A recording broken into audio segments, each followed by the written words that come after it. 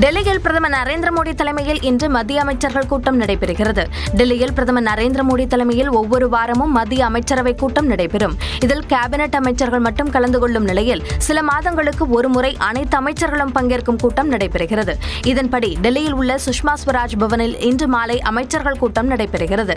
இதில் அனைத்து அமைச்சர்களும் கலந்து கொள்ள உள்ளனர். பிரதமர் நரேந்திர மோடி தலைமையிலான தேசிய ஜனநாயக கூட்டணி அரசு 3வது முறையாக பதவியேற்று வரும் 8ஆம் தேதியுடன் ஓராண்டு நிறைவடைகிறது.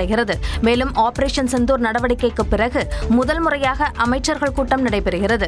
இதில் தீவிரவாதிகளுக்கு எதிரான ஆபரேஷன் சிந்தூர் நடவடிக்கைகள் குறித்து அமைச்சர்களிடம் எடுத்துரைக்கப்பட உள்ளது. மத்திய அரசின் கடந்த ஓராண்டு கால செயல்பாடுகள் குறித்து விவாதிக்கப்பட உள்ளது. அரசின் சாதனைகளை மக்களிடம் எடுத்துரைப்பது குறித்து விவாதிக்கப்படும் என்றும் தகவல்கள் தெரிவிக்கின்றன. ஆபரேஷன் சிந்தூர் குறித்தும் பாகிஸ்தானின் தீவிரவாத ஆதரவு நிலைப்பாடு குறித்தும் விவரிக்க மத்திய அரசு சார்பில் பல நாடுகளுக்கு சென்ற திமுக எம்பி கனிமொழி சென்னை திரும்பினார். ரஷ்யா, ஸ்பெயின் உள்ளிட்ட நாடுகளுக்கு சென்றிருந்த திமுக நாடாளுமன்ற குழு தலைவர் கனிமொழி தலைமையிலான குழு நாடு திரும்பியது. இதனையடுத்து சென்னை வந்த திமுக எம்பி கனிமொழிக்கு அக்கட்சியினர் சார்பில் சிறப்பான வரவேற்பு அளிக்கப்பட்டது.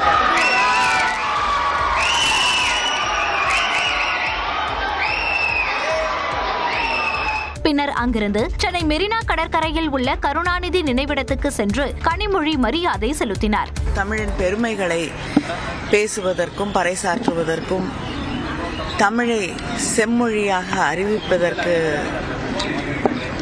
வித்திட்டவர் தலைவர் கலைஞர் அவர்கள்.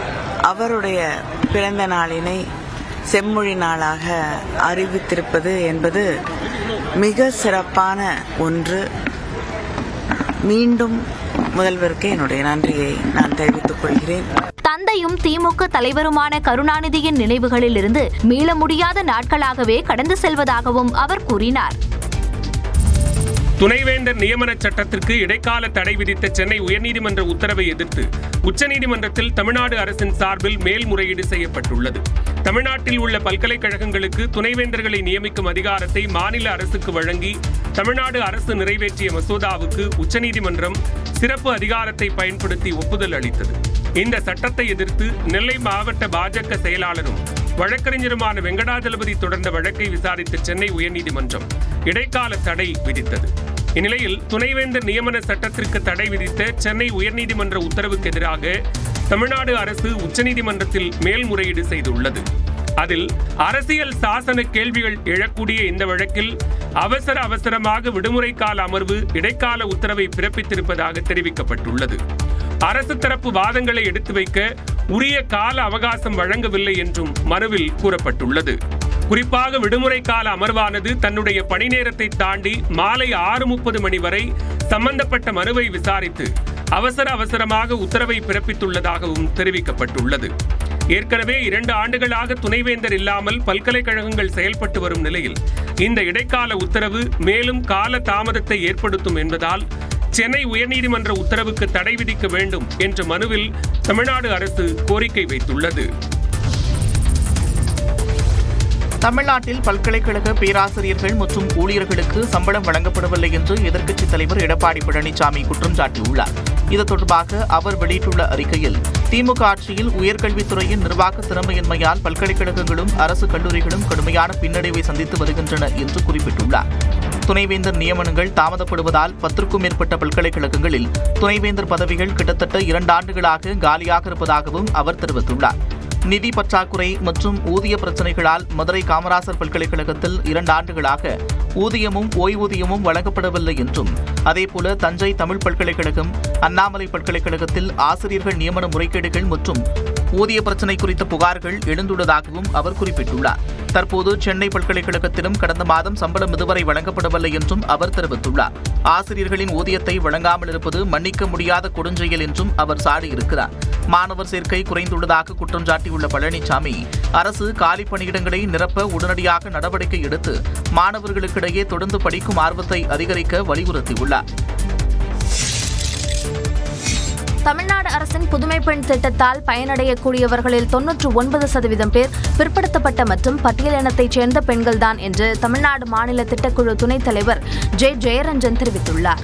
சென்னை மயிலாப்பூர் கவிக்கோ அரங்கத்தில் மன்றம் அமைப்பு சார்பில் சமூக மாற்றத்திற்கான ஒரு உரையாடல் என்ற நிகழ்ச்சி நடைபெற்றது. இதில் தொழில்துறை அமைச்சர் TRB ராஜா, தமிழ்நாடு திட்டக்குழு துணைத் தலைவர் ஜெயரஞ்சன், கவிஞர் யுகபாரதி உள்ளிட்டோர் கலந்து கொண்டனர். இந்த நிகழ்ச்சியில் பேசிய ஜெயரஞ்சன், வளர்ச்சியின் பாதையிலிருந்து தவறிப்போனவர்களை உள்ளே அழைத்து வருவதற்காக தமிழ்நாடு அரசு பல திட்டங்களை அறிமுகப்படுத்தியுள்ளதாகவும் இதன் மூலம் பயனாளிகளின் வாழ்க்கை தரம் அடுத்த 15 முதல் 20 வருடங்களில் உயரும் என்றும் கூறினார். பிற்படுத்தப்பட்டவர்கள், மிகவும் பிற்படுத்தப்பட்டவர்கள், தாழ்த்தப்பட்டவர்கள், அப்புறம் ஷெட்யூல் ட்ரைப்ஸ், 4 பேர் தான் 99 விழுக்காடு. அப்போது நம்ம இந்த திட்டம் எப்படி நம்ம என்ன சொல்கிறோம், நீங்கள் அப்ளை பண்ணும்போது இவங்களா தான் இருக்கணும்னு நம்ம சொல்லவே இல்லை. ஆனால் இந்த திட்டம் செயல்படுத்துகிற விதமே எப்படி இருக்கு அப்படின்னு தானாகவே அவர்கள் தான் உள்ளே வருவதற்கான உண்டான ஒரு அமைப்பாக அது இருக்கிறது என்று எடுத்து சொல்லியிருக்காங்க. அப்போது இந்த திட்டம் அறிவிக்கப்பட்டதற்கு பிறகு என்ரோல்மெண்ட் அப்படிங்கிறது விமன் கேர்ள்ஸோட என்ரோல்மெண்ட் காலேஜ் எஜுகேஷனில் எவ்வளோ அதிகமாச்சுன்னா 30% அதிகமாச்சு. வாக்கு அரசியலுக்காக திமுக எந்த திட்டத்தையும் கொண்டு வரவில்லை என்றும் எதிர்காலத்தை கருத்தில் கொண்டே பல திட்டங்கள் உருவாக்கப்பட்டு வருவதாகவும் ஜெயரஞ்சன் தெரிவித்தார்.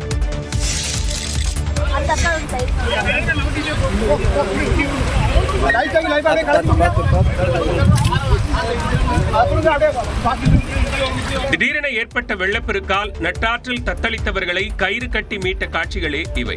நெல்லை மாவட்டம் அம்பாசமுத்திரம் காசி விஸ்வநாதர் கோவில் படித்துறை எதிரே தாமிரபரணி ஆற்றில் தண்ணீர் வரத்து மிதமாக இருந்ததால் சுமார் 20 பேர் குளித்துக் கொண்டிருந்தனர். அப்போது காரையாறு அணையிலிருந்து கார் சாகுபடிக்காக தாமிரபரணி ஆற்றில் தண்ணீர் திறக்கப்பட்டதால் நீர்வரத்து கிடுகிடுவென அதிகரித்தது. சுதாரிப்பதற்குள் நீர்மட்டம் மளமளவென உயர்ந்ததால் குளித்துக் கொண்டிருந்தவர்கள் கரையேற முடியாமல் ஆற்றின் நடுவே இருக்கும் பாறைகளில் தஞ்சமடைந்தனர். 2 கரைப்பகுதிகளை ஒட்டியும் வெள்ளம் பாய்ந்தோடியதால் அவர்கள் கரை திரும்ப முடியாமல் தவித்தனர்.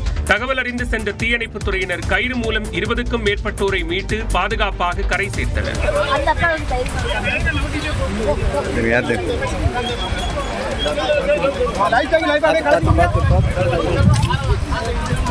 அணை திறக்கப்பட்ட ஒரு சில மணி நேரங்களில் 20 கிலோமீட்டர் தொலைவை கடந்து தண்ணீர் வந்தது எப்படி எனவும் முன்கூட்டியே தண்ணீர் திறக்கப்பட்டதா என்பது குறித்தும் விசாரணை நடந்து வருகிறது. ஆன்லைன் விளையாட்டுகளுக்கு கட்டுப்பாடு விதித்தது சரியான நடவடிக்கை என சென்னை உயர்நீதிமன்றம் தெரிவித்துள்ளது. ஆன்லைன் விளையாட்டுகளுக்கு ஆதார் இணைப்பை கட்டாயமாக்கி நேர கட்டுப்பாடு விதித்து தமிழ்நாடு அரசு பிறப்பித்த விதிமுறைகள் செல்லும் என்று உயர்நீதிமன்றம் தீர்ப்பு வழங்கியுள்ளது. தமிழ்நாட்டில் ஆன்லைன் விளையாட்டுகளை முறைப்படுத்த கடந்த 2022ஆம் ஆண்டு தமிழ்நாடு ஆன்லைன் சூதாட்ட தடை மற்றும் ஆன்லைன் விளையாட்டுகள் ஒழுங்குமுறை சட்டம் இயற்றப்பட்டது. இந்த சட்டத்தின் கீழ் ஆன்லைன் விளையாட்டுகளை விளையாட ஆதார் இணைப்பு கட்டாயமாக்கியும் நள்ளிரவு 12 மணி முதல் அதிகாலை 5 மணி வரை விளையாட்டிற்கு யாரையும் அனுமதிக்கக்கூடாது என்று நேர கட்டுப்பாடு விதித்தும் விதிமுறைகள் அறிவிக்கப்பட்டன. இதனை எதிர்த்து ஆன்லைன் விளையாட்டு நிறுவனங்கள் சார்பில் உயர்நீதிமன்றத்தில் வழக்குகள் தாக்கல் செய்யப்பட்டது. இந்த வழக்குகளை விசாரித்த நீதிபதிகள் சுப்பிரமணியன் மற்றும் ராஜசேகர் அமர்வு தமிழ்நாடு அரசு கொண்டு வந்துள்ள இந்த விதிமுறைகள் செல்லும் என்று தீர்ப்பு வழங்கியுள்ளது. அதில் ஆன்லைன் விளையாட்டுகளை ஒழுங்குபடுத்த மாநில அரசுக்கு அதிகாரம் உள்ளதாக தெரிவிக்கப்பட்டுள்ளது. ஆன்லைன் விளையாட்டுகள் ஏற்படுத்தும் எதிர்மறை பாதிப்புகளை கருத்தில் கொண்டு இந்த ஒழுங்குமுறை விதிகள் உடனடி தேவையாகவும் நீதிபதிகள் தங்கள் உத்தரவில் குறிப்பிட்டுள்ளனர். மத்திய அரசின் தகவல் தொழில்நுட்ப விதிகள் இன்னும் அமலுக்கு வராத நிலையில் வெற்றிடத்தை நிரப்பும் வகையில் மாநில அரசு நடவடிக்கை எடுத்திருப்பதாக கூறிய நீதிபதிகள் மக்கள் தீவிரமான மனம் மற்றும் உடல் ரீதியான தாக்கங்களுக்கு உள்ளாகும் போது அரசு மௌனம் காக்க முடியாது என்றும் குறிப்பிட்டுள்ளனர்.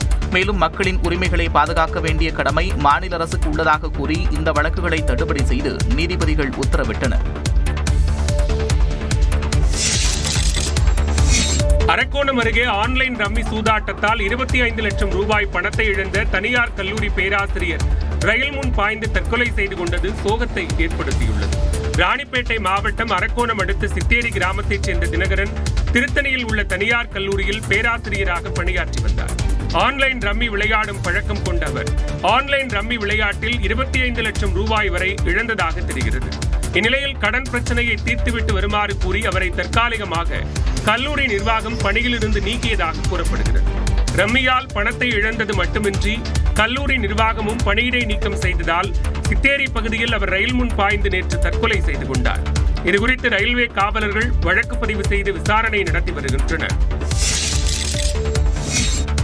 தற்போது பரவி வரும் கொரோனா தொற்று அச்சம் ஏற்படுத்தும் வகையில் இல்லை என்றாலும் நம்மை பாதுகாத்துக் கொள்ள முகக்கவசம் அணிவது அவசியம் என்று உலக சுகாதார அமைப்பின் முன்னாள் தலைமை விஞ்ஞானி சௌமியா சுவாமிநாதன் தெரிவித்துள்ளார். மயிலாடுதுறை மாவட்டம் சீர்காழி அடுத்த பூம்புகாரில் இயங்கி வரும் MS சுவாமிநாதன் அறக்கட்டளை மற்றும் ஆராய்ச்சி நிறுவனம் சார்பாக மீன் பொருட்கள் மதிப்பு கூட்டல் பயிற்சி முகாம் நடைபெற்றது. MS சுவாமிநாதன் அறக்கட்டளையின் தலைவர் சௌமியா சுவாமிநாதன் தலைமையில் நடைபெற்ற இந்த நிகழ்ச்சியை பிற்படுத்தப்பட்டோர் நலத்துறை அமைச்சர் மெய்யநாதன் தொடங்கி வைத்து மீனவர்களுக்கு பல்வேறு நலத்திட்ட உதவிகளை வழங்கினார். இதனையடுத்து செய்தியாளர்களை சந்தித்த சௌமியா சுவாமிநாதன் உலகின் பல்வேறு நாடுகளில் கொரோனா தொற்று அதிகரித்து வருவது போல இந்தியாவிலும் தற்போது கொரோனா தொற்று அதிகரித்து வருவதாக கூறினார்.